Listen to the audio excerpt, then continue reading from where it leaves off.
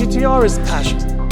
We're coming on 50 years of GT-R, and it's like I got this flashback of all of the great things about GT-R.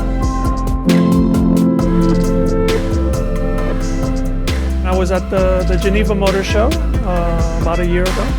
I get a call to come to the Italdesign booth, and they had a proposition. We're discussing making a custom GT-R to celebrate the history of GT-R. And how do you take this Italian carrozzeria spirit with this Japanese science, borderline science fiction culture of GT-R? And that's how it kind of started. As we're Italians and we have a very emotional brand, I think it's very important to cooperate with partners that you really, really like. And then when both are turning 50, it's very, very special. デザイナーはもう夢のプロジェクトだと思いますよ。これはもうすぐ重度の車ですね。広いアイデアが出てきたんですよ。新規性の高いデザインからそのタイムレスにビューティーにいった幅広いアイデアが出てきて、で結果的にこれやったのが当然両立してるやつなんですよ。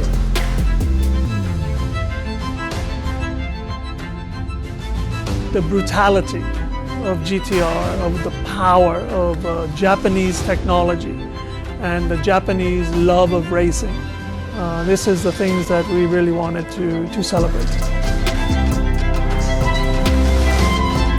GT-R Nismo をベースに作るんですけども、車を作るときにパネルをカットして、そこに新しいフレームを付き足して、もうほとんど手作りで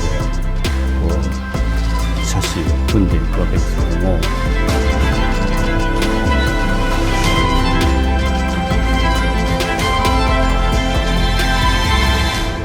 手作りなんだけど精度がすごいいいんですよ。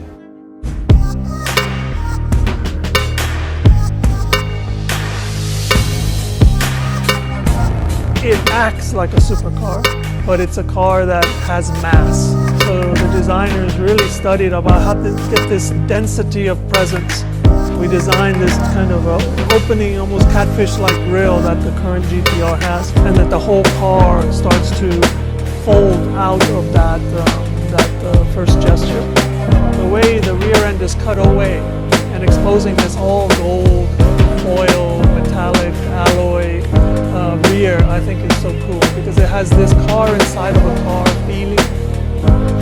デザイン的な意味でもその設計製造要件でも無理をすることに慣れてんだと思うんですよ。テールランプが浮いてたりとかトランクが少ししてるとか、あと空力でシンピラーに穴が開いて浮いてるとかね。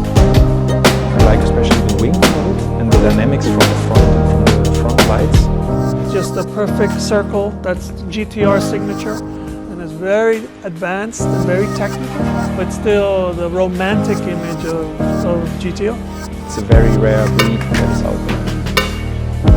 What I love is the purity of an idea coming to life.